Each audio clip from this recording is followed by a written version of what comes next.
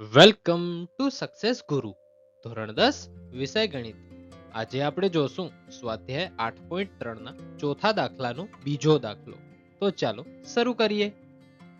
દાખલો શરૂ કરવા પહેલા આપણે ત્રિકોણમિતીય નિત્યસમ મેળવવાની બાબત જાણી લઈએ, કારણ કે એના વગર દાખલો આપણે કરી નહીં શકીએ. તો આ વસ્તુ યાદ રાખી લેવાની છે.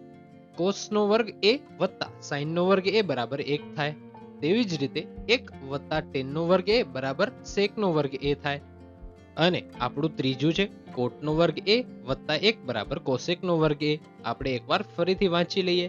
કોસનો વર્ગ એ વત્તા સાઈનનો વર્ગ એ બરાબર 1 થશે, જ્યાં 1 વત્તા ટેનનો વર્ગ એ બરાબર સેકનો વર્ગ એ થશે, અને કોટનો વર્ગ એ વત્તા 1 બરાબર કોસેકનો વર્ગ એ થશે. તો આ યાદ રાખવાનું છે. આ કેવી રીતે આવ્યું એ જો તમને જાણવું હોય તો હું સાબિત કરીને પણ બતાવી શકીશ, પણ એના માટે તમે કોમેન્ટ કરજો કે જાણવું છે, તો હું એના ઉપર એક અલગથી વિડીયો બનાવીશ. હવે આપણે દાખલો શરૂ કરીએ. દાખલાની રકમ છે કોસ એ છેદમાં 1 વત્તા સાઈન એ વત્તા 1 વત્તા સાઈન એ એના છેદમાં કોસ એ બરાબર 2 સેક એ. અહીં આપણે ડાબા બરાબર જબા સાબિત કરવાનું છે. આ દાખલો માર્ચ 2024માં બોર્ડ એક્ઝામમાં પૂછાયેલો છે, માટે ખૂબ જ ઇમ્પોર્ટન્ટ રહેશે. તો ચાલો હવે આપણે જવાબ જોઈએ. આપણી ડાબી સાઈડ કઈ થશે? આપણી આ ડાબી સાઈડ થશે, અને આ આપણી જમણી સાઈડ થશે, જે આપણે સાબિત કરવાનું છે. તો ચાલો હવે આપણે જવાબ શરૂ કરીએ. તો સૌથી પહેલા તો આપણે ડાબી સાઈડ લખી લઈએ. તો લખવાનું ડાબા બરાબર કોસ એ છેદમાં 1 વત્તા સાઈન એ વત્તા 1 વત્તા સાઈન એ છેદમાં કોસ એ. હવે આપણે આ દાખલો સોલ્વ કરવા શું કરી શકીએ?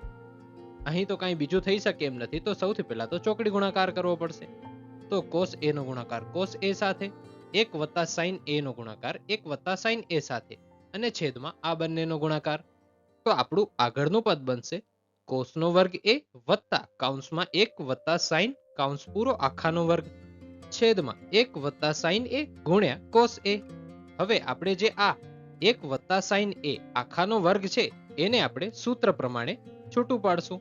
કઈ રીતે સૂત્ર છે?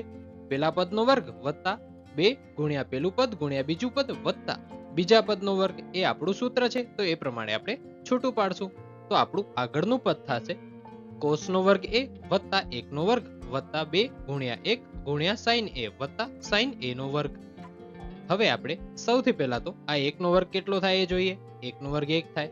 2 ગુણ્યા 1 કરીએ તો કેટલું મળે? 2 મળે. અને 2 ગુણ્યા સાઈન એ કરીએ તો મળે 2 સાઈન એ. અને આ સાઈન એ નો વર્ગ કરીએ તો આપણે મળે સાઈન નો વર્ગ એ. માટે આપણું આગળનું પદ થશે કોસનો વર્ગ એ વત્તા 1 વત્તા 2 સાઈન એ વત્તા સાઈન નો વર્ગ એ. અહીંથી આગળ વધવા માટે આપણે ત્રિકોણમિતીય નિત્યસમ મેળવવા બાબત જોઈતી, એના પરથી આપણે આગળ વધશું. તો એનામાં આપણે જોયું હતું કોસનો વર્ગ એ વત્તા સાઈનનો વર્ગ એ બરાબર 1 થાય. તો અહીં એવું થાય છે, આ કોસનો વર્ગ એ અને અહીં છે સાઈનનો વર્ગ એ, બંને વચ્ચે નિશાની પણ વત્તાની છે. તો એનો મતલબ એમ થાય કે આપણે આ બેની જગ્યાએ 1 મૂકી શકીએ, કારણ કે આપણે જોયું હતું કોસનો વર્ગ એ વત્તા સાઈનનો વર્ગ એ બરાબર 1 થાય. તો આપણે મૂકી શકીએ. માટે આપણું આગળનું પદ થશે 1 વત્તા 1 વત્તા 2 સાઈન એ છેદમાં 1 વત્તા સાઈન એ ગુણ્યા કોસ એ. આપણે હજી સુધી છેદમાં અડ્યા જ નથી. પેલા પદથી માંડી અત્યાર સુધીના પદ સુધી છેદ એમનો એમ જ રાખેલો છે. જે કર્યું છે આપણે તે અંશમાં જ કર્યું છે. હવે આપણે અંશમાં આ 1 વત્તા 1 નો સરવાળો કરી શકીએ, પણ વત્તા 2 નહીં કરી શકીએ, કારણ કે તે સાઈન સાથે ગુણાકારમાં છે. તો આપણું અંશનું પદ બનશે 2 વત્તા 2 સાઈન એ. તો ચાલો તે લખી લઈએ. માટે આપણું આગળનું પદ થશે 2 વત્તા 2 સાઈન એ છેદમાં 1 વત્તા સાઈન એ ગુણ્યા કોસ એ. હવે આપણે આ આખા પદમાંથી એટલે કે અંશના પદમાંથી કોમન શું કાઢી શકીએ? 2 કાઢી શકીએ, કારણ કે 2 અહીં પણ છે અને 2 અહીં પણ છે. તો પછી આપણી પાસે કૌંસમાં શું બચે? 1 વત્તા સાઈન એ. તો આપણે આગળનું પદ લખીએ. તો આપણું આગળનું પદ થશે 2 કૌંસમાં 1 વત્તા સાઈન એ આખાના છેદમાં 1 વત્તા સાઈન એ ગુણ્યા કોસ એ. હવે અંશ અને છેદમાં 1 વત્તા સાઈન એ 1 વત્તા સાઈન એ છે, તો તે તો ઉડી જશે, તો ઉડાડી દઈએ.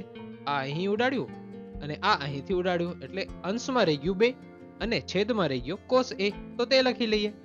તો આપણું આગળનું પદ બનશે 2 ના છેદમાં કોસ એ. હવે કોસ એ કોનો વ્યસ્ત છે? સેક નો વ્યસ્ત છે. તો આપણે 2 સેક એ એમ લખી શકીએ. કારણ કે cos a A sec a નો વ્યસ્ત છે, તો આપણે લખી શકીએ. તો આપણું આગળનું પદ થાય 2 sec a. આ આપણે સાબિત કરવાનું હતું. આ જ આપણી જમણી સાઈડ છે, તો લખવાનું બરાબર જવાબ. આના સાથે આપણો આ દાખલો પણ અહીં પૂરો થાય છે. Thanks for watching. જો તમને દાખલો સમજાઈ ગયો હોય તો વિડીયોને લાઈક કરજો અને આવા જ એજ્યુકેશનલ કોન્ટેન્ટ માટે ચેનલને સબસ્ક્રાઇબ કરજો.